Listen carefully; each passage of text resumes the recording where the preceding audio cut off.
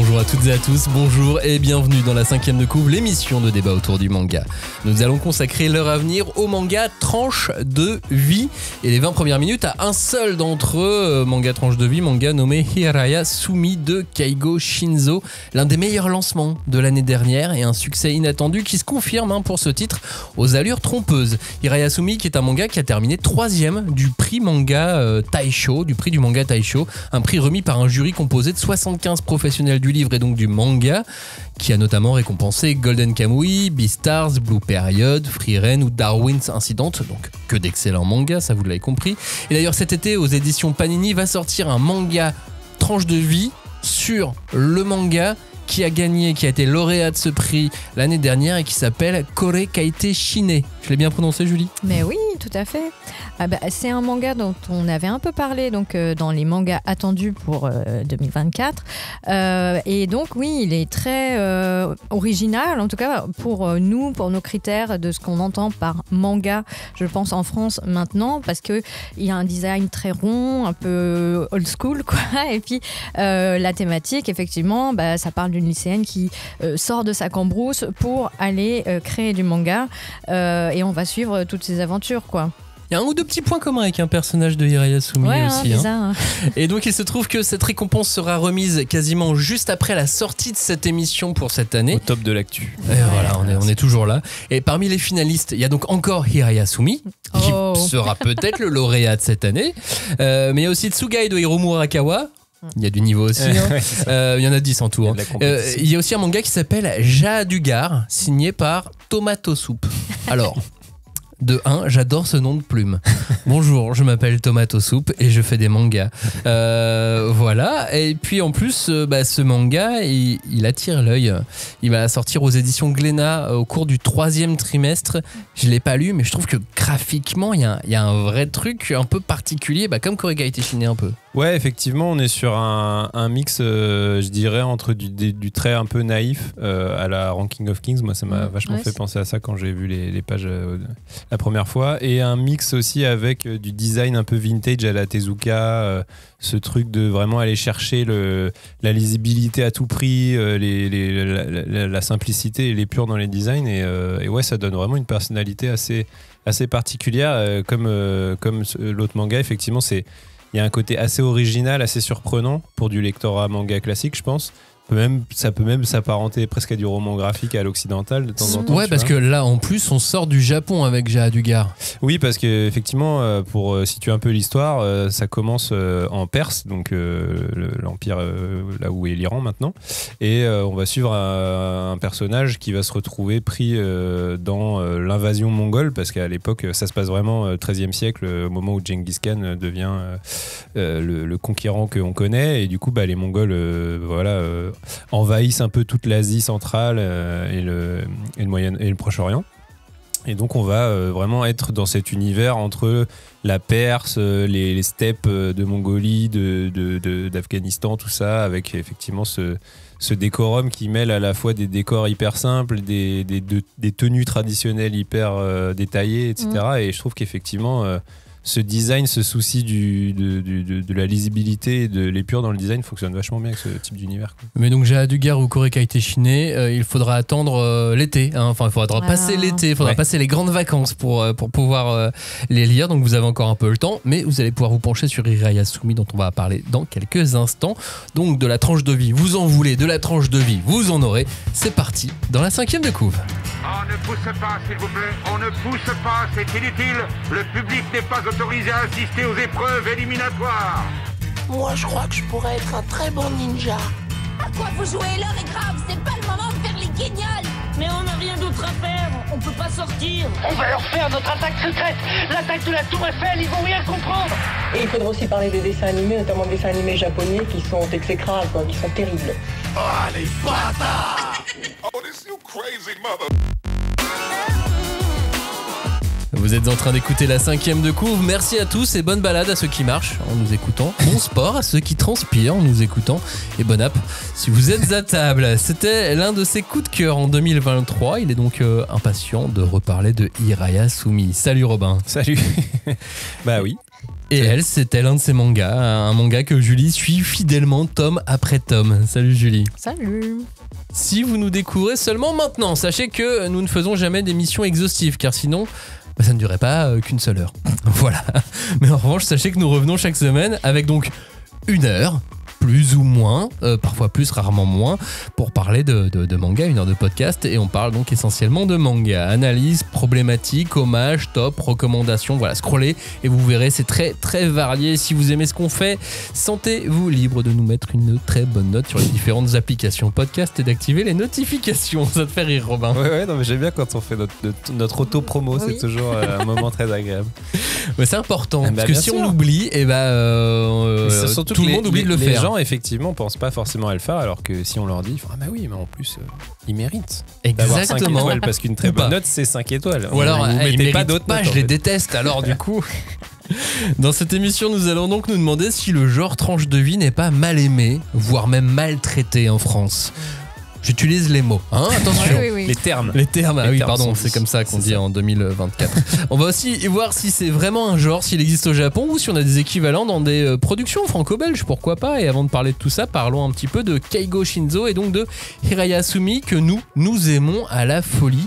Alors, Hirayasumi, c'est donc un manga tranche de vie et comme tous les mangas tranche de vie, l'histoire, c'est l'histoire de 2 personnages qui vivent au même endroit et ils font des trucs. Waouh, ça c'est une bonne définition. Et après, tu t'étonnes que les gens aiment pas ce... Ok, je suis pas un grand fan de tranche de vie en général, mais Hirayasumi m'a conquis. C'est l'histoire donc d'un garçon qui travaille à mi-temps. Non, je sais même pas s'il est à mi-temps ou à temps plein. Il est fritter, comme on dit. Oui. Oh, ouais, mais il travaille dans un stand de pêche, enfin dans un. Ouais. Je connaissais pas ce truc. Non. Parce qu'en plus ils sont à génial. Tokyo. Hein. Oui, et puis en fait, c'est un peu un petit boulot qui lui laisse du temps pour lire, pour faire du bricolage. Non, mais c'est réel, il y a vraiment des endroits où on peut aller pêcher à Tokyo. Ouais, enfin, Ok. je pense que c'est pas très connu c'est de la et pêche, qu'il faut aller dans ouais. certains quartiers. C'est de la par pêche exemple- d'élevage, on est d'accord. Ah évidemment, mais c'est surtout comment dire. Enfin, il y a aussi l'équivalent moins qui est un peu plus repris dans la pop culture, qui est les betting centers. Tu sais là où tu peux taper dans les balles. Enfin, tu vois, c'est un peu ce genre c'est l'équivalent. de centre, enfin comment dire, d'espace de loisirs où tu es sûr qu'en plus tu vas pas trop rencontrer de gens. Tu peux rencontrer des gens si tu as envie, mais si tu veux pas, c'est possible aussi. Ok, ouais, c'est important à connaître quand on lit un manga comme celui-ci. Et donc, ce garçon se retrouve à hériter une maison grâce à une vieille dame avec qui il partageait beaucoup de temps et qui l'a pris en affection.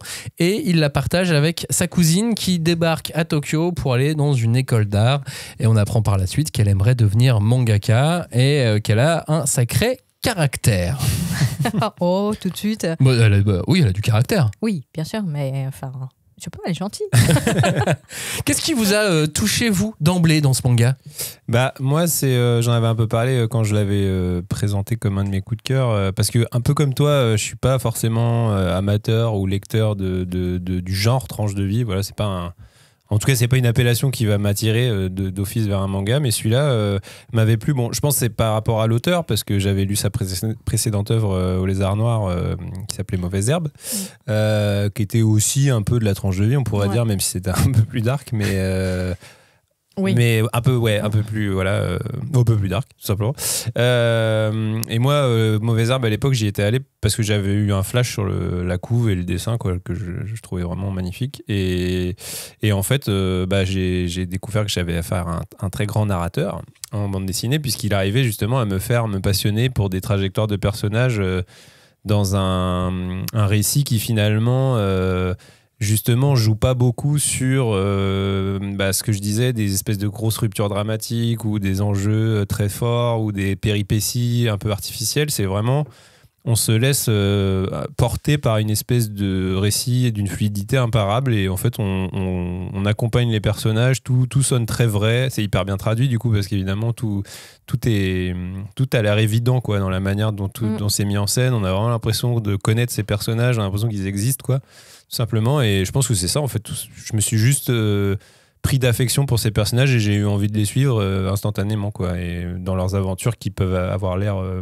un peu anecdotique, mais voilà, c'est ça. Un peu. Tu parlais de la couverture de Mauvaises Herbes, la couverture du tome 1 de Hirayasumi, elle est aussi très, très attirante. Elle te rend curieux, et pour moi, elle te rend curieux grâce à la qualité des couleurs de Keigo Shinzo. Et quand on voit les pages couleurs à l'intérieur du manga, là aussi, on a envie presque que ce manga soit tout en pages couleurs. Ouais, bien sûr, ça lui prendrait beaucoup trop de temps et il en ferait beaucoup moins. Mais c'est très très beau. C'est vraiment très très très très beau. Ouais. Et moi, c'est quelque chose qui ne me parle pas d'emblée. Je ne vais pas forcément vers un manga parce qu'il est beau, mais en revanche, il attire l'œil et il me donne envie de l'ouvrir, et ensuite il fait le travail. Toi, tu y allais pourquoi ? Pour Keigo Shinzo, pour la thématique, pour l'histoire ? Alors, en fait, j'avais emprunté Mauvaises Herbes à Robin. J'avais pris les 4 tomes d'un coup, et j'avais bien sûr adoré. J'aime beaucoup Summer of Love aussi, qu'il a fait, qui est un one shot. Et je trouve qu'effectivement, comme dit Robin, les personnages sont tellement attachants et vrais. Et là, pour Hirayasumi, ce qui s'est passé, c'est que j'ai lu un extrait du premier tome, je crois, il y a longtemps, et après je m'étais dit s'il sort en France, je me le prendrai, et en fait je suis arrivée à la librairie et j'ai fait il est enfin sorti, il y a 3 tomes, et j'ai pris les 3 tomes d'un coup. Je me suis même pas posé la question, tu vois. J'ai fait allez hop, vous, c'est à la maison direct. Donc je pense qu'il y a vraiment un côté très humain, très très chaleureux. Et puis pour revenir sur Hirayasumi, il a commencé en 2021 au Japon, et il se trouve qu'en fait en 2020 à peu près, en tout cas pendant le Covid, Keigo Shinzo a été hospitalisé pour un lymphome, donc il n'était pas au top de sa forme, quoi. Et je trouve que après coup, tu sens cette espèce de joie de vivre, mais pas éclatante, pas comme dans les productions shonen où vraiment il faut canaliser l'énergie débordante des enfants. Non, c'est une espèce de joie de vivre, de la simplicité, le moment présent. On aime manger des bonnes choses, on aime passer du temps à rigoler avec des gens qu'on aime pour des choses presque futile, idiote, mais c'est ça qui nous apporte du bonheur, quoi. Ouais, c'est les petits riens, quoi. C'est vraiment, ça, vraiment une série qui s'attarde sur ces choses-là, quoi. Vraiment. C'est aussi le but de tous les tranches de vie, de s'enticher des petits riens. Ah, je suis pas sûre. Non ? Pas forcément ? Pas forcément. Enfin, ça fait partie de la liste des ingrédients, je dirais. Mais je pense que, par exemple, Mauvaises Herbes, c'est aussi un tranche de vie, mais là, qui part d'une réalité beaucoup plus dramatique, d'enfants qui ne s'entendent pas avec leurs parents, de fugue, de deuil, et ainsi de suite. Enfin, il y a plein de thématiques qui se retrouvent mélangées. Et là, il est parti sur un pied beaucoup plus léger, quoi. C'est une étudiante qui va vivre avec son cousin, qui est un peu bordélique, qui est pas du tout dans les clous par rapport à la société japonaise. Il a bientôt 30 ans et il vit comme une espèce d'ado attardé pour certains. Et en fait, on se rend compte que s'il n'était pas là, il y a beaucoup de gens qui seraient pas à l'aise, quoi. C'est ça. Et en fait, je pense que c'est ça aussi qui est agréable, c'est que effectivement, on parle quand même d'un personnage principal, si on doit citer le héros, qui est un marginal, vraiment littéralement. Effectivement, il n'a pas un mode de vie traditionnel et apprécié et reconnu par ses pairs, tu vois. Et c'est vrai que souvent dans le manga, dans le seinen principalement, les gens comme ça sont souvent traités comme des espèces de losers. Tu vois, dont justement l'enjeu va être, est-ce qu'ils vont être capables de transcender cette condition, ou est-ce qu'ils vont rester là-dedans et ils vont devenir... Enfin, tu vois, on avait cité aussi Under Ninja dans cette émission sur les coups de cœur, et la série I Am Hero précédente de l'auteur, c'était vraiment un truc là-dessus, sur un marginal, mais qui était vraiment, pas vraiment... sa marginalité n'était pas forcément un point positif. C'est que justement l'enjeu de la série, c'est qu'il arrivait à transcender ce truc.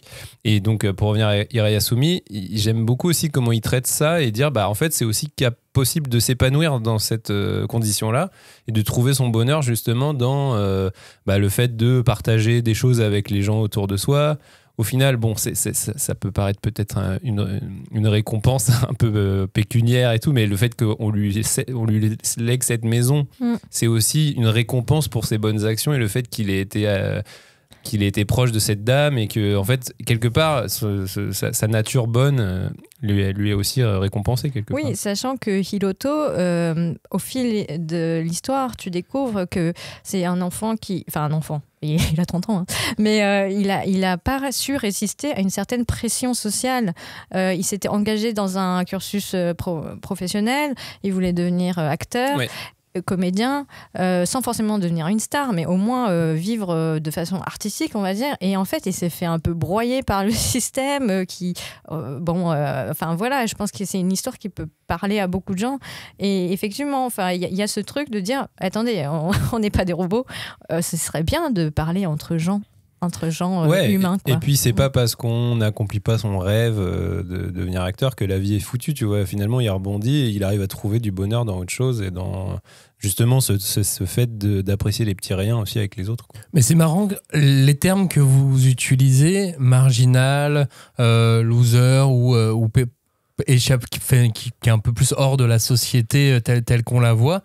Moi, quand j'ai lu ce manga avec mon regard d'Européen, d'occidental, tu vois, je me suis même pas forcément projeté, j'y ai pas réfléchi tout de suite. Parfois, on lit sans réfléchir, et c'est aussi le but de ces mangas aussi tranche de vie, c'est un petit peu de se détendre.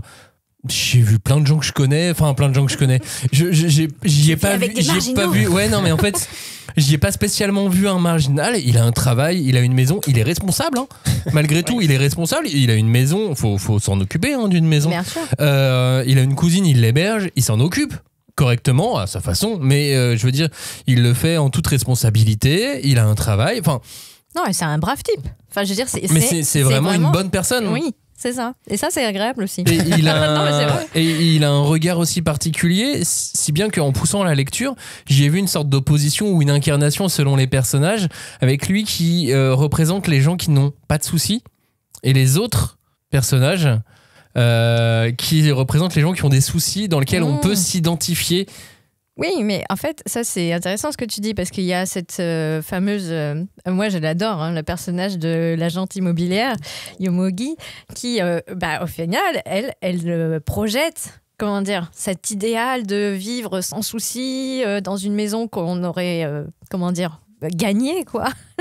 Et je trouve que c'est il y a beaucoup de gens en fait qui prennent pas le temps de connaître des gens et qui vont leur coller une étiquette loser ou mec profiteur, tu vois, je sais pas comment et elle se dit mais moi je travaille dur, j'ai même pas le temps pour mes loisirs, machin et tout, et elle a même pas le temps de meubler son appart. Bon, ça elle est bordélique, mais je suis team bordélique, j'approuve tout à fait, mais je trouve que c'est enfin, pour revenir à ce qu'on disait tout à l'heure, il a ce truc d'attraper des petites choses, des petits caractères, des petits défauts qui vont rendre les personnages mais plus vrais que nature, quoi.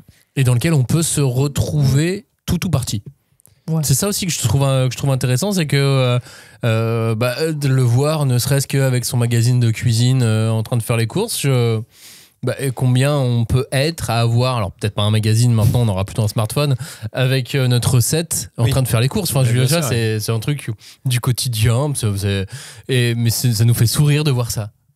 C'est ça, là, je pense que c'est aussi un truc, c'est une démarche presque naturaliste de la part de l'auteur, quoi. On sait que de toute façon, les artistes, ce qu'ils aiment, c'est essayer de saisir la vérité des choses, et lui, il a vraiment ça. Donc en général, c'est du croquis, d'observation, dessiner des décors, des personnages, des attitudes et tout. Et lui, Keigo Shinzo, il arrive à transformer ce regard d'artiste dans justement comment il décrit ses personnages et comment il décrit des situations, des interactions de perso, tu vois. C'est un peu presque aussi le travail d'un humoriste, tu sais, quand il fait des vannes sur le truc de la vie de tous les jours et tout, lui il va réussir à choper ces petits éléments et à les mettre dans son récit, et c'est ce qui va aussi incarner ses personnages et les rendre encore plus attachants, quoi. En fait, moi je pensais plutôt au cinéma, mais tu vois, au sens où il y a aussi un gros travail fait sur l'environnement, sur la ville. Je pense que si tu vas dans les quartiers qu'il décrit, tu peux retrouver des éléments sans dire qu'il travail d'après photo, hein, et on sait qu'il y a des artistes qui font ça. Ouais, bien sûr. Mais là, c'est aussi une espèce de... il recrée effectivement un petit monde où il va les regarder vivre et grandir, quoi. Et puis, et je sais pas, et comme c'est fait avec beaucoup d'attention et pas trop de malveillance, hein, là pour le coup, je pense que vous passez votre chemin si vous voulez des bisbilles. Et... C'est pas dit que c'est tout le temps rose, hein, mais en tout cas, pour Hilary Hasumi, c'est vraiment assez smooth, quoi. C'est assez smooth, et il y a un truc qui est intéressant, c'est l'aspect multi-personnage, multi-héros. C'est-à-dire que on a quand même un personnage principal, évidemment, qui est Hiroto, mais à des moments, on fait vraiment, on déplace le curseur, on n'est pas 100% à suivre Hiroto et à regarder les autres personnages à travers le regard d'Hiroto. On rentre dans la tête de plusieurs personnages, et je trouve que ça donne une variété à sa lecture qui est super intéressante. Ouais, mais ça c'est on peut presque dire que c'est un manga un peu choral de temps en temps, quoi. C'est vraiment et je pense que c'est aussi pour ça que le titre c'est Hilary Hasumi, parce que je crois que j'avais dit que c'était un jeu de mots sur le fait d'habiter dans une maison de plein pied, parce qu'en fait c'est la maison le personnage principal, et c'est aussi comment les gens vont graviter autour de cet endroit, et c'est aussi quelque part c'est une vérité aussi que les lieux où on habite, c'est pas qu'ils ont une âme, mais en tout cas pourquoi non, mais c'est parce que voilà, moi je suis beaucoup trop cartésien pour ça, mais bon, ce que je veux dire, c'est que les lieux où on habite, ça façonne aussi qui on est, tu vois. C'est notre environnement va un petit peu déterminer comment on est, tout simplement, quoi. On a tous, on est nombreux à avoir visité des appartements, des maisons pour acheter, pour louer, et à un moment donné tu rentres quelque part et tu fais: ah non, mais j'ai trop envie de vivre ici, tu sais pas pourquoi, tu sais. Des fois, c'est en 10 secondes. Et ça marche, quoi, tu sais pas pourquoi. Ça. Et c'est vrai que là, cette petite maison, en l'occurrence, lui, il en hérite, donc il l'a pas tellement choisi, mais je sais pas, tu sais, elle fait tout de suite figure d'espèce de petit Éden, quoi. T'as tous ces gens qui vivent dedans, ça se passe quand même globalement bien. Enfin, tu sais, c'est un peu je dirais pas que c'est la vie rêvée de vivre dans cette maison, mais t'as un peu quand même une espèce d'ambiance hyper agréable. On aurait envie de partager le quotidien avec ces personnages-là et tout, quoi. Ouais, il y a 2-3 trucs à refaire dans la maison. Bien sûr, mais voilà, tout ça pour dire que je pense que c'est aussi cette espèce de mood un peu bienveillant, doux, tu vois, tout ça. Je pense que c'est aussi ce qui participe au succès du titre, quoi. T'avais dit que c'était un des meilleurs lancements et tout, ce qui est compte tenu du côté très, comment dire, anecdotique de cette histoire, paraît dingue, mais en fait je pense que c'est parce que les gens ils ont envie de lire des histoires comme ça où ils voient des gens, ils lisent et ils sont heureux, tout simplement. Ouais, c'est ça, et il n'y a pas tant de mangas que ça, hein, qui se vendent autant que Hilary Hasumi, en tout cas pour le tome 1, et ça suit relativement bien pour la suite. L'un des éléments aussi qui font qu'on a envie de continuer, c'est cette voix, ce narrateur extérieur que j'ai pas encore identifié vraiment. Non. Surtout qu'il est là, des fois il est pas là, donc c'est vrai que pour l'instant c'est un peu difficile de déterminer. Mais super, tu sais, il commente, mais on dirait qu'il te parle. Il te parle pas à toi, mais on dirait qu'il dialogue avec toi, ce narrateur. Il y a quelque chose vraiment, une patte, un ton dans ce que le narrateur dit dans les cases, qui est particulier, que j'ai pas eu l'impression d'avoir beaucoup vu récemment, en tout cas. Non, c'est vrai. Je pense que... alors, je sais pas, moi, je pense que c'est l'auteur, tout simplement, qui s'adresse au lecteur, quoi, et qui a ce côté un peu... même, voilà, dans le ton, comme tu dis, de ces textes-là, il y a une espèce de petit décalage un peu ironique, tu vois. C'est rare, en fait, finalement, qu'une voix off soit ironique. Et donc là, je pense qu'effectivement, c'est l'auteur qui joue un peu avec son lecteur. Après, je sais pas du tout quel est le... C'est mon interprétation, mais... Il y a un petit côté... conte urbain moderne finalement, où effectivement, enfin c'est vrai que c'est très proche aussi du style Yashike, donc c'est de la lecture apaisante qu'on va pas lire pour s'exciter sur je sais pas ce qu'ils vont devenir ou quoi, non, mais c'est vrai, c'est vraiment la lecture doudou. Quelque part. Ouais, mais pas. Je la mettrais pas autant que doudou que dans les mangas dont on parlera à la fin de l'émission. Là, c'est autre chose encore. J'ai un truc un peu plus social où on n'est pas dans le drame. Il est vraiment vraiment à part, ce manga, et c'est peut-être pour ça qu'il fonctionne aussi bien en France. On parle aussi de la qualité de la langue française à l'intérieur. Il est traduit par Sylvain Cholet. Ouais. Et vraiment, elle est vraiment très très bien cette traduction. Et non, mais tu vois, moi aussi, quand j'en avais parlé dans mes coups de cœur, j'avais comparé à un film que j'avais vu un peu, pas longtemps après avoir découvert la lecture, c'était Perfect Days de Wim Wenders.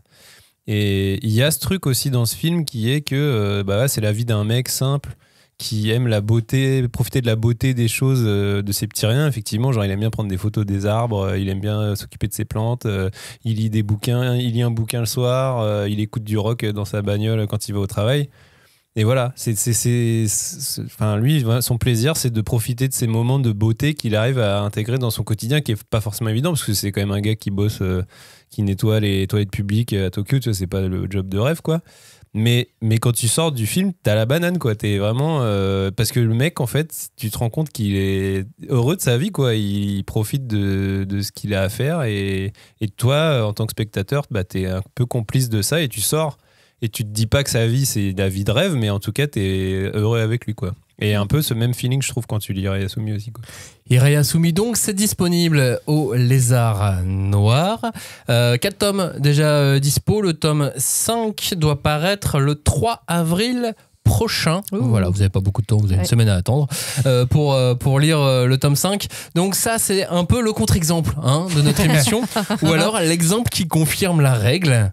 La règle étant, les tranches de vie ont un succès extrêmement mitigé en France. Par extrêmement mitigé, on va dire inexistant. Enfin, à part Irayasumi, justement, qui confirme un peu la règle, c'est quand même difficile de trouver, ne serait-ce que dans le top 300, tu vois, je monte, un top 300 ou 400, un manga tranche de vie dans les meilleures ventes. Donc pourquoi, à votre avis, ce genre-là, ça n'a pas le même succès qu'au Japon ? Moi, je pense qu'il y a une explication structurelle, je dirais. C'est que le marché du manga en France, il est complètement bouffé par le shonen, en fait. Je sais pas si les gens se rendent vraiment compte, mais les chiffres, c'est quand même que 3 mangas sur 4 vendus en France sont des shonen. C'est vraiment... One Piece. Et parmi ces 3 mangas sur 4, il y a peut-être 2 ou 1,5 qui est One Piece, effectivement. Et c'est vraiment, c'est vraiment... ça bouffe complètement le marché. Et c'est clair que le shonen, c'est pas un segment qui est particulièrement compatible avec le genre tranche de vie. Il y en a quelques-uns, mais c'est vrai que globalement, les shonen qui marchent beaucoup, c'est des shonen d'aventure, des shonen de baston, d'action. Donc moi, je pense que la première raison, elle est là, c'est que la place déjà pour le genre tranche de vie, il est...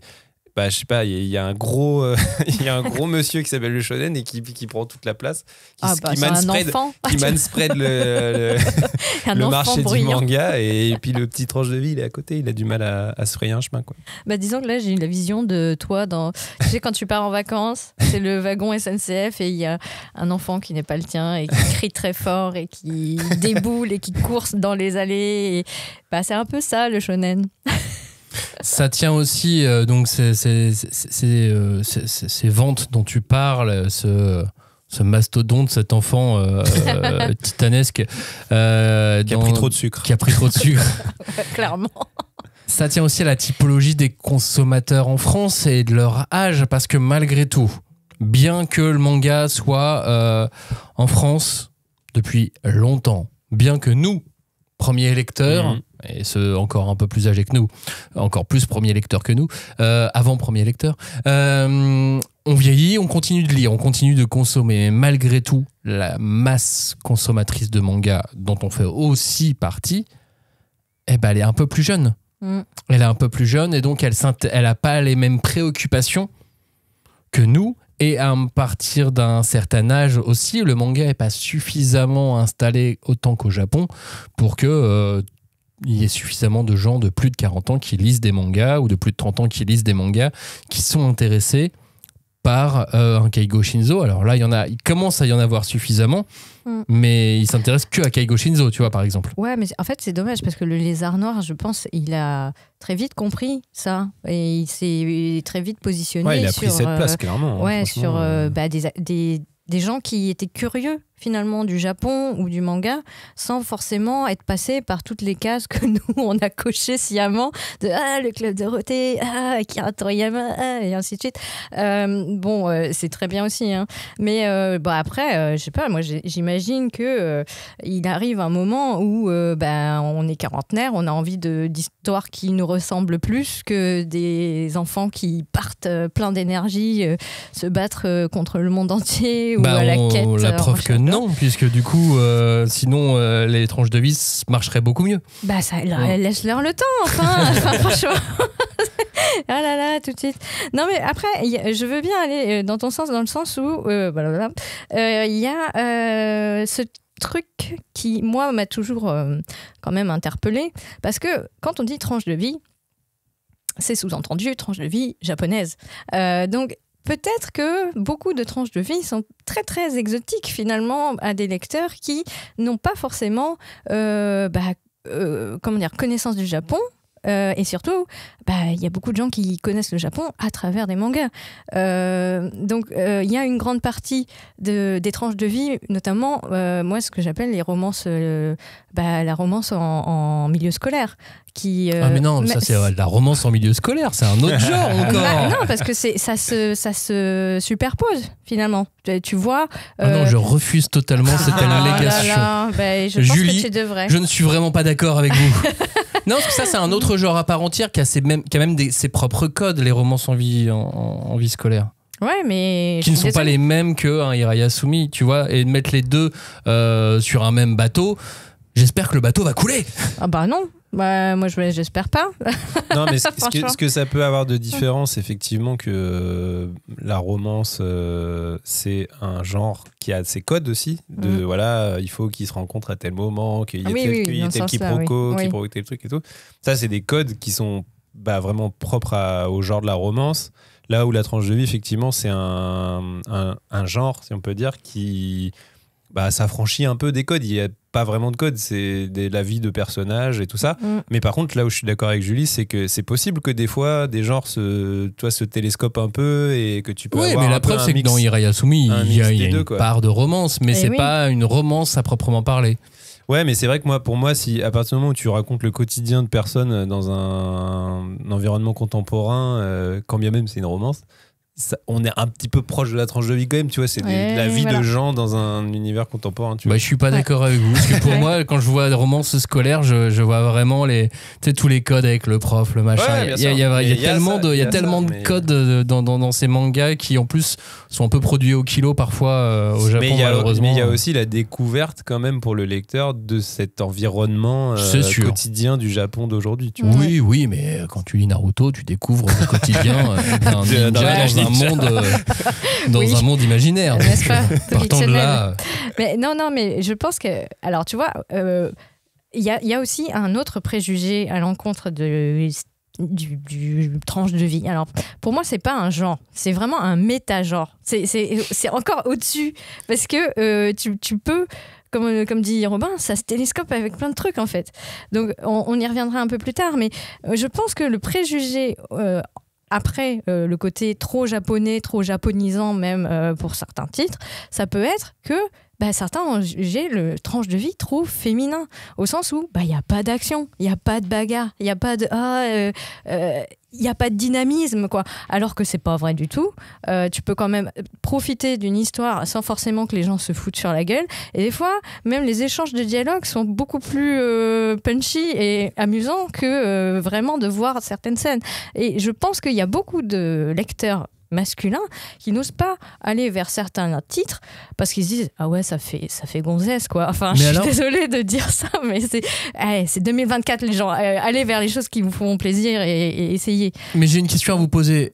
Par conséquent, est-ce que ces gens qui ont peur d'aller vers ces mangas tranches de vie, ils ne sont pas influencés par tous ces gens qui mettent les romances lycéennes dans les tranches de vie? Non, parce que c'est vrai.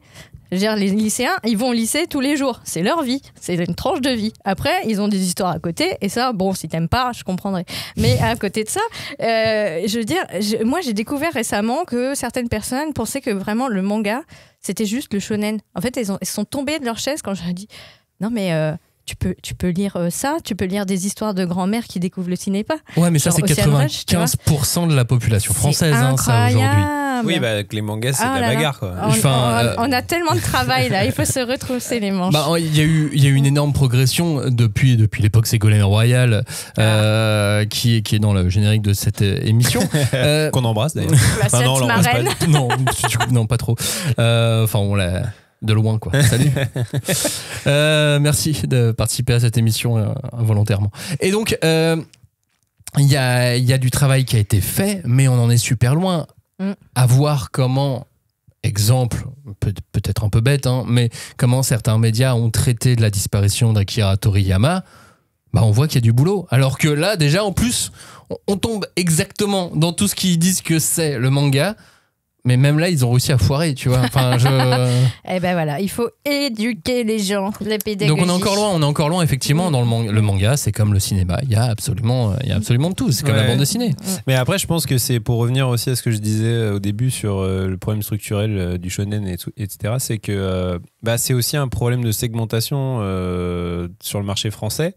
C'est que on est quand même pas bougé depuis le début. C'est que c'est shonen, shoujo, seinen et ça change. Et aujourd'hui, tu vois, il y a des moments, des titres type Hirayasumi ou d'autres titres qu'on pourrait qualifier de tranche de vie, c'est un peu compliqué de le foutre dans un gros sous-ensemble qui sont ces trois-là, tu vois. Alors, mais sachant qu'on les a utilisés sans les comprendre. Mais exactement. Donc je pense qu'en fait, à mon avis, ce qu'il faut, c'est qu'il va falloir à un moment donné qu'on casse tout ça là, ces trois grands blocs là, et qu'on se mette un petit peu à réfléchir plutôt d'une autre manière de comment on défend tel ou tel titre. Ça va être quoi l'axe pour amener des lecteurs vers. Et je pense que pour les maisons d'édition, d'un point de vue marketing, il y a plein de choses super excitantes à faire aussi. À partir du moment où tu as fait ce travail là, quoi. Mais c'est même pour les et même pour les libraires, parce que à partir du moment où de toute façon on n'a pas le choix, on a deux choix, on a trois choix, pardon.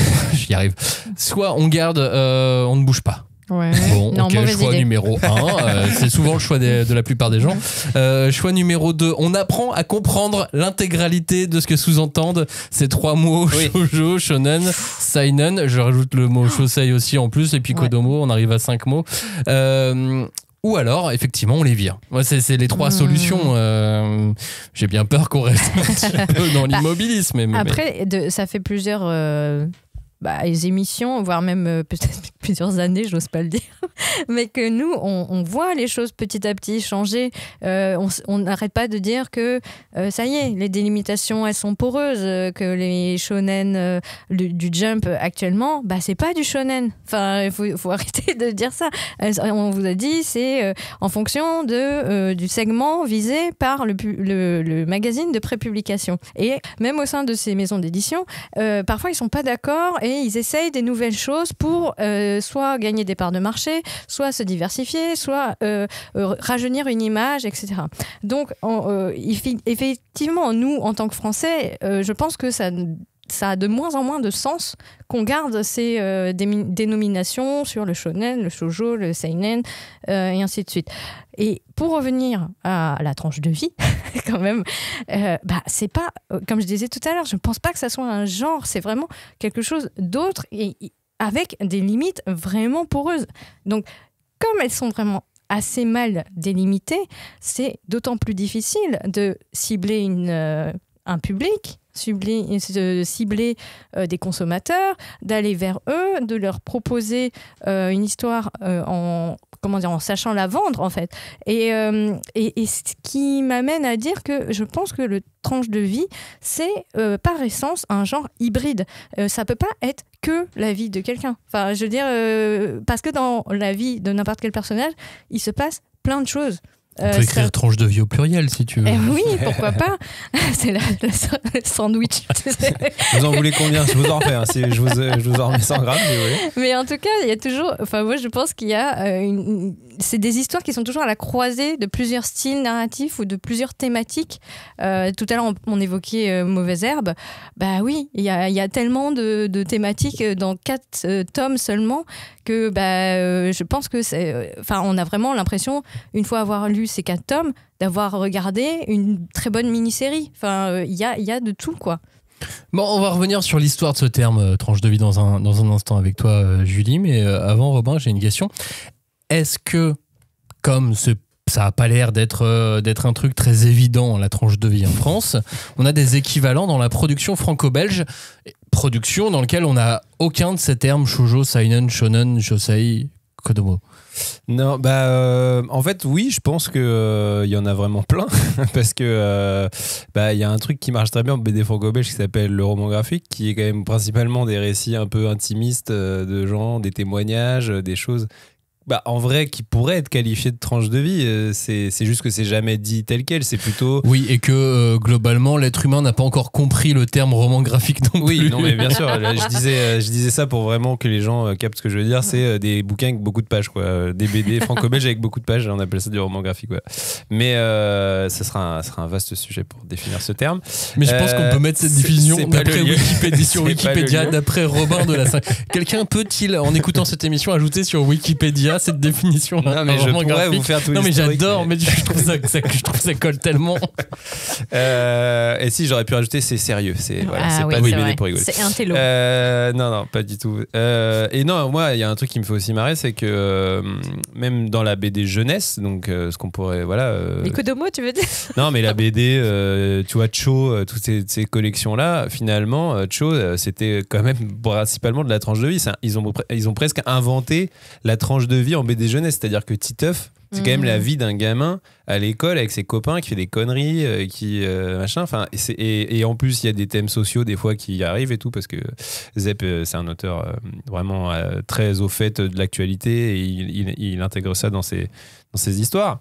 Donc quelque part, la nouvelle BD jeunesse que le magazine Cho et la collection de Cho ont un peu incarné avec Titeuf, puis après Lou, on a parlé de Lou quand on avait invité Julien Nil. Lou, c'est clairement de la tranche de vie, c'est vraiment l'histoire d'une jeune fille qui va grandir et qui va voilà. Alors après il y a beaucoup de choses dans Lou, il y a aussi un peu du fantastique et tout, des choses comme ça, mais c'est très quand même le cœur du truc, on pourrait appeler ça de la tranche de vie. C'est juste que c'est pas même Mortel Adèle, la série jeunesse qui cartonne de maintenant, c'est quand même l'histoire d'une gamine qui dit des gros mots et qui mais je veux dire, ça pourrait être un mélange entre du Kodomo et de la tranche de vie, tu vois.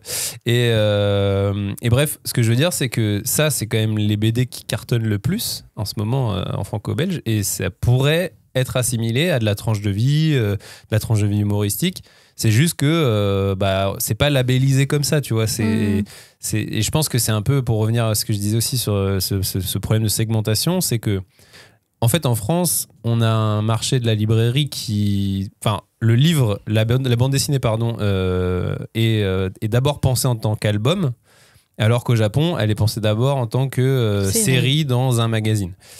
Sauf que nous, les librairies qui pensent d'abord à la BD en tant qu'album, ils ont segmenté leur truc. Il y a la BD adulte, il y a la BD jeunesse, il y a la BD roman graphique, il y a la BD, il y a le comics, il y a le manga. Et donc à chaque fois, tu as des sous-segments. Et donc le manga, ils se sont dit, le manga, on va faire un rayon shonen, un rayon shoujo, un rayon seinen, tu vois. Et ils n'ont pas encore créé ce truc de...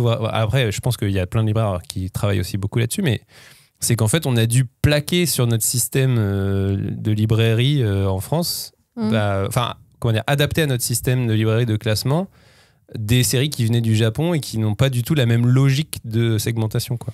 Robin, je viens de recevoir un message alors c'est l'intégralité de nos auditeurs nés avant 1985 et ils ont tous écrit: Eh, dites donc, t'aurais pas oublié le petit Nicolas. Le petit Nicolas, le petit Spirou. Non mais voilà, je pense que en vrai, la tranche de vie en franco-belge existe. C'est juste qu'elle n'est pas définie comme telle. D'autant plus qu'on a de plus en plus de créateurs qui sont influencés par le manga. Enfin, je pensais à l'émission qu'on avait fait avec Julien Niel. Il fait partie d'une génération qui ont intégré les influences dans leur travail et qui en plus en sont conscients et en parlent. De toute façon, dans les œuvres qu'ils citaient, il y avait quand même beaucoup de mangas tranche de vie finalement. Oui. Non, mais pour revenir à ce que tu disais, moi je trouve qu'effectivement pendant un moment je me suis éloignée de la BD parce que je trouvais que c'était un peu trop rigide. Tous ces, voilà, le truc un peu classique du grand format, cartonné, la couleur, les 48 pages. C'était un cadre finalement très restreint, restrictif. Et maintenant, ce qui est amusant et très enthousiasmant, c'est de voir que ça y est, grâce au roman graphique, la BD, elle est en train de sortir un peu de tout ça et de devenir vraiment libre. Moi, tu vois, c'est comme ça que je le vois, parce que à côté de ça, c'est bizarre, parce que oui, le manga, il est peut-être aussi un peu formaté finalement, avec ses cases, avec ses noirs et blancs, avec son système de sérialisation très rodé, même dans certaines boîtes au Japon. Mais je trouve que ils ont quand même réussi à toujours garder une certaine innovation qu'on n'avait pas vue pendant longtemps en France.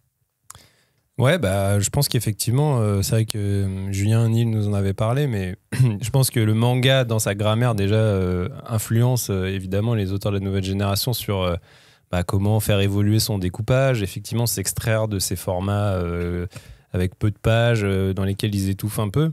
Et je pense qu'effectivement, il y a des auteurs maintenant qui assument aussi complètement un héritage de ces séries ou de ces œuvres qu'on pourrait qualifier de tranches de vie. Et on a de plus en plus maintenant dans la BD qu'on pourrait qualifier hybride, qui est cette espèce de BD, mais on en avait parlé aussi quand on parlait des créations françaises. Cette BD qui va emprunter au code du manga et effectivement... comme on est sur des auteurs qui sont quand même des lecteurs très avisés, en général, les auteurs, ils lisent pas juste One Piece, tu vois, ils lisent quand même vraiment beaucoup de choses. Et donc, ils vont forcément aussi aller chercher du manga un peu plus pointu, un peu plus, tranche de vie. Enfin, forcément, de fait, ils vont y aller et ça peut se transformer dans leur production aussi, quoi. Et est-ce qu'ils vont voir cet auteur japonais qui était plus apprécié des lecteurs de BD que des lecteurs de manga? Oui, mais c'est ça, parce que moi, il y a un truc qui me fait vraiment beaucoup rire, c'est en France, c'est ce que j'appelle le paradoxe Taniguchi, c'est que Jiro Taniguchi, donc c'est probablement l'auteur de manga le plus célèbre dans le genre tranche de vie, si on peut appeler ça un genre.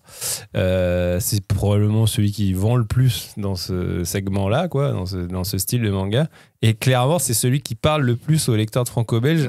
C'est celui dont on a le plus fait le plus possible pour faire oublier que c'était du manga, tu vois. Et c'est vraiment, je trouve que c'est assez amusant de se dire, le genre tranche de vie, il marche pas en manga, mais il marche quand tu vends un manga en disant que c'est pas un manga, tu vois. Enfin, je trouve ça vraiment assez rigolo.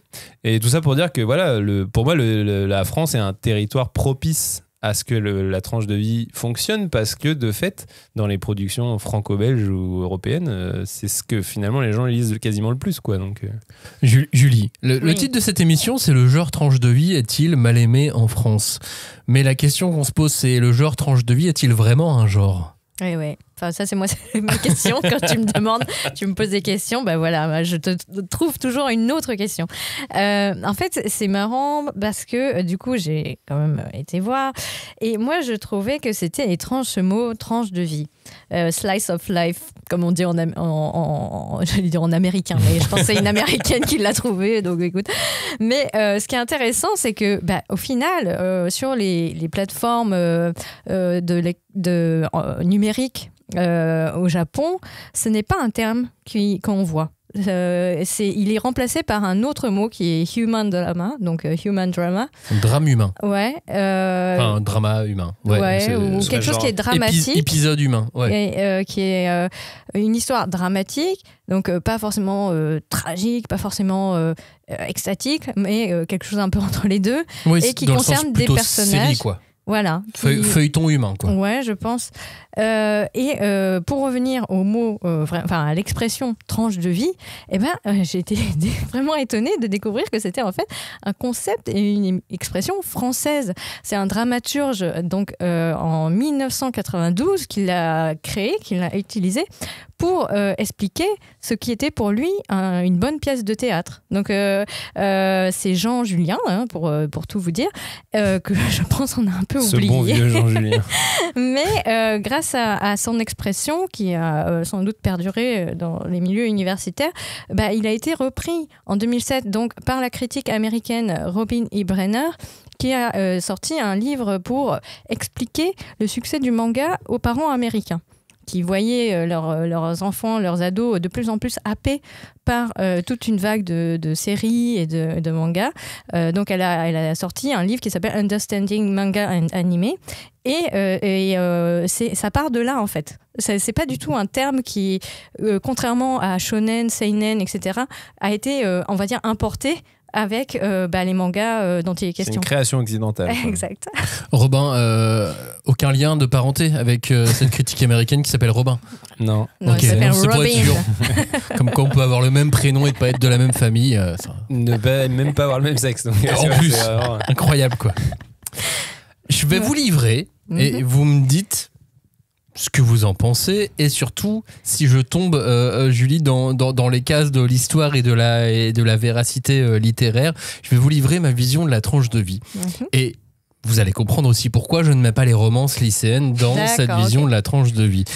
Pour moi, la tranche de vie, c'est on est vraiment sur des morceaux, des tranches qu'on découpe dans la vie, mais vu de loin. C'est-à-dire qu'on ne s'intéresse pas toujours au même lieu, toujours au même moment. On voit absolument tout de cette vie sur un temps un peu plus long qu'une année scolaire ou autre. Ce qui fait que pour moi, une romance lycéenne qui a particulièrement lieu dans les lycées ou dans les sorties entre lycéens ne compte pas, puisque on ne voit pas, sauf cas exceptionnel, et dans ce cas-là, effectivement, ça rentrerait dans ma définition de la tranche de vie, la relation avec les parents, la relation avec le reste de la famille, ce qu'ils font en rentrant le soir, et ainsi de suite. Ouais, je vois ce que tu veux dire. En fait, pour moi, le point commun quand même de tous ces mangas tranches de vie, c'est qu'ils partent du réel. C'est là le point de départ. C'est qu'ils vont s'intéresser à quelque chose qui existe. Alors, Hira Yasumi, ça va être l'histoire d'un quartier ou d'une typologie de maison. Mais ça peut être un drame. Je pense à L'enfant en moi chez Kana. C'est l'histoire d'une lycéenne qui tombe enceinte. Mais c'est une tranche de vie aussi. C'est dramatique. Mais ça reste comme une situation réelle, réaliste, qui va ensuite être développée avec, comme tu disais au tout début de l'émission, une multitude de personnages, une multitude de points de vue et de questions qui vont être amenées à explorer différentes éventualités, différentes questions et ainsi de suite. Donc, je pense que c'est en ça qu'au Japon, finalement, il est très... il est beaucoup plus présent parce que y a des mangas tranches de vie sur absolument tout et n'importe quoi. La dernière trend en date que j'aimerais vous évoquer, c'est ces mangas qui traitent des gens qui veulent avoir des animaux de compagnie. Donc il y a plein de mangas sur comment bien s'occuper d'un petit chien, et il y a donc d'un des petit mangas chien. de chats. Et il y a même des mangas sur les oiseaux de compagnie. Tu vois, c'est le dernier truc que j'ai trouvé. Alors c'est pas ça qui va vraiment rebooster le genre tranche de vie en France, pas du tout. Mais non, déjà que les chats empêchent les ventes. Vous l'avez bien compris. Et que les chats mangent les oiseaux. Mais non, pour revenir à cette histoire du réel comme point de départ, moi je peux pas m'empêcher aussi de penser à ce qui, pour moi, est sans doute l'un des premiers, voire le premier manga tranche de vie, c'est Sazae-san. Donc, on ne connaît pas du tout l'œuvre de Machiko Hasegawa en France, mais c'était un petit strip, parce que c'était du Yonkoma en plus, qui était publié régulièrement dans des journaux de 1946 à 1974 et qui a bercé d'abord des lecteurs, pour ensuite être transformé en dessin animé qui donc est je crois le plus long dessin animé de l'histoire du monde. Voilà, toujours en diffusion, où je crois que bientôt ça va s'arrêter. Mais aujourd'hui c'est encore en cours, c'est plus de 2500 épisodes. C'est les feux de l'amour. Non mais plus de 2500 épisodes, je sais pas si on se rend compte. C'est plus de 2500 épisodes et ce ne sont pas... Dans chaque épisode, il y a plusieurs histoires. Et donc si on compte en termes de sous-histoires dans chaque épisode, on est à 7500 histoires. Waouh. Ouais, non, c'est fou. Et surtout, c'est pas les feux de l'amour. C'est des choses beaucoup plus... j'ai perdu mon portefeuille. Machin a eu une mauvaise note à son contrôle. Enfin, c'est vraiment des trucs hyper trivial. Enfin, il n'y a pas d'autre mot.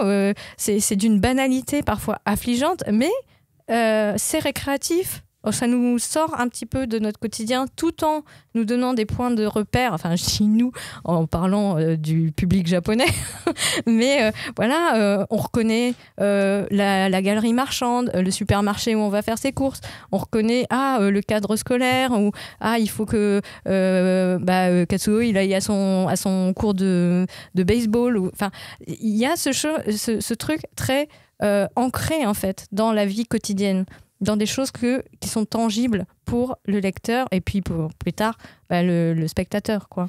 Mais comme un Gaston ou un petit Nicolas adulte finalement, c'est pour ça aussi que ça reste et que ça s'inscrit dans une durée, dans une certaine histoire. Et effectivement, il y en a beaucoup finalement de tous ces mangas tranches de vie qui ne percent pas en France et qu'on a du mal à visualiser. C'est vrai qu'on avait eu une conversation un petit peu aussi autour de tout ça avec nos auditeurs sur le serveur Discord, parce que c'est vrai que on le dit pas assez, mais on a un serveur Discord, donc il faut pas être beaucoup ça fait peur au début pour quand on est forum, absolument pas technophile. Si vous êtes vieux comme nous, dites-vous que c'est un forum. Au début, ça fait un peu peur, et en fait, c'est quand même super agréable pour discuter, parce que des fois, il n'y a pas besoin de beaucoup de temps pour juste laisser un petit mot. Des fois, t'as que 5 minutes dans ta journée et t'arrives à converser avec quelqu'un juste en 5 minutes, et c'est trop bien. Et c'est trop bien, tu peux mettre comme n'importe quel réseau social, des vidéos, des images, des trucs pour appuyer tes faits. Tu peux répondre aux gens à des commentaires spéciaux. Enfin, tu peux mettre des emojis de réaction à une réponse si t'as trouvé ça marrant. Enfin bref, c'est vraiment super. Et surtout, il y a toujours Robin qui vous souhaite la bienvenue.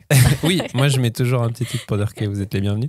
Et c'est vrai que sur ce Discord, on avait eu une discussion, parce qu'en gros, pour les gens qui connaissent pas, c'est vraiment une espèce de plateforme où il y a des petits salons dédiés à chaque émission qu'on fait. Et donc si jamais vous avez envie de prolonger la discussion sur une des émissions précises, vous allez dans le salon dédié, puis vous mettez comme ça, au moins on sait de quoi vous parlez.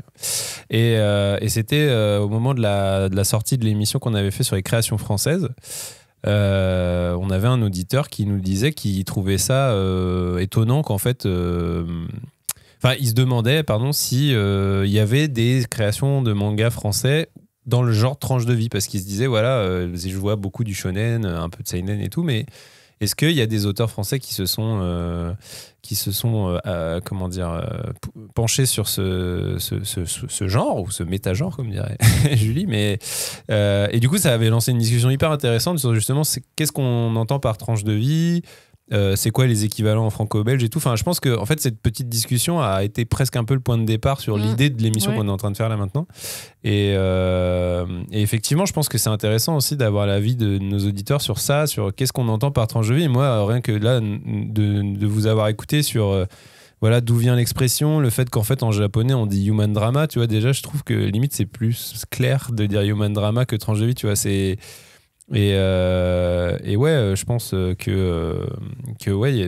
en tout cas c'est intéressant de se poser la question de qu'est-ce qu'on entend par ça, à quel point ça peut être une expression qui va décourager des gens d'aller vers un titre, alors qu'en fait tu leur dirais que oui, mais en fait quand tu lis l'Arabe du futur de Riyad Satouf, quelque part c'est presque une tranche de vie, tu vois, c'est la vie d'un gars qui te raconte son enfance en Syrie et ailleurs et tout, et comment après et son intégration en France, machin et tout.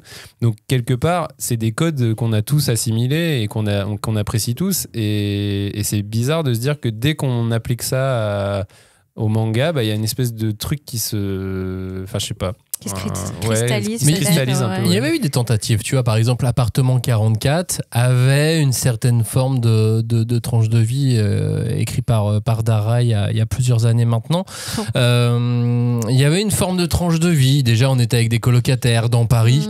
Tu vois, il y avait déjà quand même un certain quotidien qui était retranscrit, mais je pense que ça va arriver tôt ou tard. Ouais, c'est possible. Mais tu vois, pour revenir aussi à ce que disait Julie sur le côté poreux de la tranche de vie, quelque part, un manga comme Dreamland, c'est aussi ça qui plaît aux gens, c'est qu'il y a des petites phases tranche de vie à Montpellier, même si je sais plus si la ville est vraiment citée dans le manga, mais en gros, ça parle aussi aux lecteurs français de se dire oui, j'ai l'impression de voir mes potes quand on va au kebab.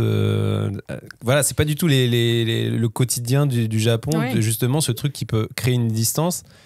Pourquoi pas, effectivement, des auteurs français amener ça dans leur récit, quoi. Bon, vous l'avez compris, si vous voulez découvrir le genre, méta-genre, pas genre du tout, tranche de vie, sautez sur Hirayasumi. Maintenant, c'est l'heure des recommandations. Attention, Balancez vos meilleurs mangas. Julie en a noté 48. Non, je déconne. Julie, qu'est-ce que tu conseilles, toi, en genre tranche de vie? Il y a par exemple le plus célèbre. Yotsubato, non? Yotsuba. Oui, pardon. Après, il y a... Ou Yotsuba et Perluette, je sais pas comment les gens le prononcent. Voilà. Et Barakamon, par exemple, qui est un peu dans les mêmes veines. Et ce que j'appelle, moi, les enfants d'abord. Parce que oui, les enfants, c'est mignon, c'est rigolo. Et vous trouverez toujours des histoires d'adultes qui se retrouvent complètement débordés par cette énergie et cette naïveté d'enfants qui gigotent dans tous les sens. Après, moi, j'aime bien les catégoriser. Je pense que par exemple, c'est tellement vaste qu'on peut faire assez facilement des sous-catégories. Ok, un peu bricoli-bricolette, comme je dis, mais par exemple, Noble Paysan, Silver Spoon, Country Diary, ou même Petite Forêt qui va prochainement être réédité, c'est des tranches de vie campagnardes. Enfin, voilà le point principal de toutes ces histoires-là, même si ça parle d'étudiants ou ça parle de gens qui travaillent la terre, en fait, qui sont agriculteurs ou qui ont un point de vue sur leur environnement qui n'est pas urbain.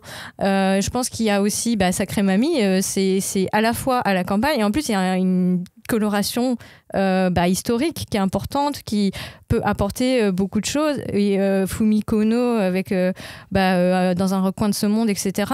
C'est de la tranche de vie historique également. Ça parle de comment les gens vivaient au Japon pendant la Seconde Guerre mondiale, mais pas du côté on est sur les porte-avions et on largue des bombes sur Pearl Harbor.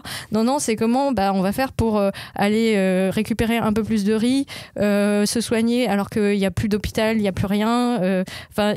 Il y a tout cet aspect-là très humain qui revient à chaque fois. Mais c'est là que c'est difficile de dire que c'est un genre, parce que moi, quand tu me parles de Dans un recoin de ce monde, je vois la tranche de vie, mais je vois avant tout le drame. Bah ouais, mais human drama. Mais du coup, pas tranche de vie. Ouais. Pour moi, tranche de vie, quand j'entends ce mot, j'ai envie un petit peu de sourire. Ah, d'accord. Il y a plein de choses comiques. Enfin, je sais pas, Jésus et Bouddha, c'est un peu... Non, mais tu vois, c'est pas forcément comique, mais ça m'a fait penser à Sengo aussi, chez Saka, tu vois. C'est une tranche de vie historique, c'est la vie de gens après la guerre et comment ils se réinsèrent dans la société, mais c'est vraiment traité à la manière d'une tranche de vie, quoi. Tu peux pas dire que c'est autre chose que ça. Et puis même, je pense qu'il y a, tu vois, tous ces mangas qui parlent du travail, en fait, du monde du travail, mais de façon extrêmement large. J'ai pris un cas extrême en choisissant Space Brothers. Ouais. C'est des gens dont le métier, c'est d'aller dans l'espace. Mais Planète, c'est de la tranche de vie de SF. C'est des gens qui là, vous travaillent allez beaucoup trop loin. Bah non, je suis désolé, mais... Space Brothers, vous allez trop loin. Vous allez beaucoup trop loin. Moi, je vais vous proposer, par exemple, Jitenchas. Non, j'ai voulu faire mon malin en donnant le nom en japonais, mais je suis incapable. Le vendeur du magasin de vélo. C'est beaucoup plus joli en France. Non, je sais juste que j'arrive à le prononcer. Le vendeur du magasin de vélo qui est sorti aussi au Lézard Noir, c'est même le manga qui a lancé la collection poche du Lézard Noir. Collection super intéressante parce que justement avec cette collection il essaye de populariser, l'éditeur du Lézard Noir essaye de populariser un genre de manga qui étant mal aimé en France comme ce genre tranche de vie, n'a pas autant de succès qu'au Japon, et donc c'était le manga idéal. Et je pense qu'en fait vous regardez les 3/4 du catalogue du Lézard Noir et vous avez tellement de quoi vous faire plaisir. C'est ça. Mais moi je repensais à la grande traversée, quoi, pour rester dans les trucs des métiers très spécifiques. Mais non, ça c'est de l'aventure, ça c'est de l'aventure de la création d'un dictionnaire. Mais tu vois, Julien Nil, il nous avait parlé aussi de la concierge du grand magasin là, je sais pas quoi. Mais tu sais, c'est même chelou de dire que c'est de la tranche de vie parce que c'est un truc pas réaliste du tout, mais en même temps tu peux pas tellement le qualifier autrement que ça, tu vois, c'est des petites instantanées de vie. Alors je me suis dit en préparant cette émission, est-ce que dès qu'il y a une pointe de fantastique qui intervient dans le process, ça basculerait pas d'emblée dans le yashiki? Parce que c'est un univers qui devient quelque chose de refuge, en fait, de très cotonneux, très capitonné. C'est pour ça que c'est difficile de dire que c'est un genre, c'est plus un mood, quoi. Enfin, un truc, je sais pas. Un méta-genre. Par exemple, là, cette semaine ou la semaine dernière, je sais plus, sortait No Manga No Life de Minetaro Mochizuki. On est sur un manga assez hors norme pour Mochizuki. On n'est pas du tout dans de l'horreur, on n'est pas dans du fantastique. On est dans de la tranche de vie d'un mangaka père de famille. Ouais. Et alors là, ça change de ce qu'il fait, de ce qu'il fait habituellement, et c'est super intéressant. Et moi, je remarque aussi un truc dans tous ces mangas tranches de vie, c'est que ils mettent énormément en scène le métier de mangaka. Ah bah et bizarrement ils parlent de ce qu'ils connaissent quoi. Enfin, et je trouve ça génial pour ça aussi, tu vois, finalement. Oui, il y a pas mal de mangas qui parlent effectivement des difficultés de concilier la vie de mangaka ou la vie de créateur et le quotidien, s'occuper des enfants, s'occuper de casser la croûte, de trouver l'inspiration. Il y avait eu un manga sur exactement ces thématiques-là chez Kiyun, c'est Slice of Life. Bizarrement, qui est le bien nommé. Donc, moi, effectivement, moi, j'ai envie de dire, donc, on va dire que c'est une espèce de vivier. Donc, moi, je m'amuse à dire que c'est un métagenre parce que vous pouvez faire plein de croisements intéressants entre des personnages attachants, des personnages uniques. Parce que Hiroto, il n'y a pas d'autres Hiroto, tu vois. Comme il n'y a pas d'autres personnages, Sawaku, bon, c'est un peu trop lycéen, romance lycéenne, mais en même temps, Sawaku, c'est Sawaku. Et je trouve qu'il y a cette alchimie-là qui se passe, et finalement, c'est à ça qu'on reconnaît aussi que c'est très difficile parfois de trouver une perle rare dans tout cette ce flot de mangas qu'il y a au Japon, et que parfois on ne se rend pas compte en fait qu'il existe tout ça. Et donc ce genre tranche de vie n'est pas un genre, il ne peut donc pas être mal aimé. Voilà la réponse à la question de cette émission. Non, il y en a un qui est pour vous. Mais malgré tout, effectivement, il y en a toujours un pour nous. Moi, ma vision de la tranche de vie, il n'y a pas tant de romance que ça, même si effectivement dans le vendeur de vélo, il y en a. Après, tu as d'autres titres comme Malogieuse et moi, on est toujours chez le Lézard Noir aussi, qui sont des formes de tranche de vie. Je veux aussi citer, tu parlais de campagne, tu parlais d'histoire aussi du Japon et de comment on vivait aussi, et d'avoir des instantanés de vie d'une certaine époque. Il y a une sacrée mamie. Une sacrée mamie qui est super intéressant, parce que là en plus on est sur une histoire vraie, fortement romancée, mais sur une histoire vraie sur plusieurs années, et qui est tout aussi qui est vraiment très très très prenante. Et on est touché, on a des petites larmichettes qui tombent une fois de temps en temps, mais le plus souvent on rit. Oui. Et oui, je pense que il y a de tout. Enfin, je veux dire, si tu veux être triste, tu peux être triste aussi. Enfin, je suis désolée, mais ouais, mais moi j'ai pas envie d'être triste en lisant des mangas. Je comprends. Mais non, j'essayais de trouver quelque chose qui était vraiment déprimant. Qui met en joie, et je pense que Hirayasumi c'est la meilleure réponse actuelle. Hirayasumi ou une sacrée mamie, mais pareil, tu vois, Hirayasumi, quand on pense à la mamie, c'est sur un créneau mamie là. C'est vrai que les mamies, c'est à chaque fois, effectivement. Ça marche à chaque fois. Ouais, mais c'est sacrés auteurs. Non, regarde, Ocean Rush, c'est une mamie, mais elle te fait pas pleurer. C'est vrai. Ouais. Par contre, c'est vrai que ce qui est délicat, c'est que on va dire que ça s'adresse, on l'a un peu dit, à un public quand même assez adulte, assez mature. D'ailleurs, c'est pas une surprise si justement l'éditeur qui a pris cette place, c'est le Lézard Noir. Ils vendent quand même des bouquins qui sont un peu chers et tout. Donc, tu vois, avec une fabrication jolie et tout. Donc, on voit très bien à quel public ça s'adresse aussi. Peut-être que la clé de ouvrir la tranche de vie, c'est peut-être aussi d'arriver à la proposer à un lectorat plus jeune et à lui expliquer qu'en fait, ils peuvent triper aussi en lisant pas que des histoires de gamins qui se transcendent en sauvant le monde, tu vois. Et lisez des histoires d'amour, les garçons. Et voilà. C'est exactement ça. Et je veux dire, moi, je me mets même là dans le problème, parce que moi-même, je suis pas un amateur de manga tranche de vie. C'est pas un genre vers lequel je vais aller naturellement. Mais au final, si je regarde effectivement les BD que j'aime bien, tu vois, moi, une BD dans les dernières années qui est sortie que j'avais beaucoup aimé, c'est Voleuse chez Sarbacane, qui est vraiment littéralement une tranche de vie façon roman graphique un peu hybride par une autrice clairement inspirée du manga, tu vois. Donc finalement, je vais aller moi-même vers des récits comme ça dans de la franco-belge ou dans de la BD un peu hybride, mais dans le manga, je vais me dire non. Je vais plutôt me concentrer sur du seinen ou ou du shonen d'aventure, des trucs comme ça. Enfin, et donc je pense qu'il y a des barrières à casser aussi dans l'offre grand public, tu vois. Pas se concentrer que sur ce que fait le Lézard Noir. Et c'est très bien d'ailleurs que le Lézard Noir fasse des collections moins chères pour justement ouvrir cette dynamique-là à un public un peu plus large. Mais ouais, je pense que c'est un peu ça la clé aussi. Eh bien, voilà vos devoirs pour les semaines à venir. Chers vous éditeurs. allez tous, un par un, chez votre libraire, dans une médiathèque, chez vos amis qui ont beaucoup de mangas, et vous piochez un tranche de vie, vous lisez le tome 1 et vous voyez. Bah oui. Et comme ça, peut-être qu'on fera évoluer peu à peu les choses. Non, mais c'est bien de façon de s'ouvrir et de se laisser surprendre par d'autres lectures. Merci de nous avoir écoutés. Merci à tous les deux d'avoir participé à cette émission, d'avoir ouvert votre cœur au sujet de la tranche de vie. Et puis, on se retrouve la semaine prochaine pour une sélection Pascal. Ah. Tous les meilleurs mangas avec Pascal les dedans. Pascal. C'est qui Pascal Les Pascal du manga. Il sélectionne des mangas, mais c'est qui ce gars? Merci de nous avoir écoutés. On se retrouve la semaine prochaine. Ciao. Ciao. Salut. Merci.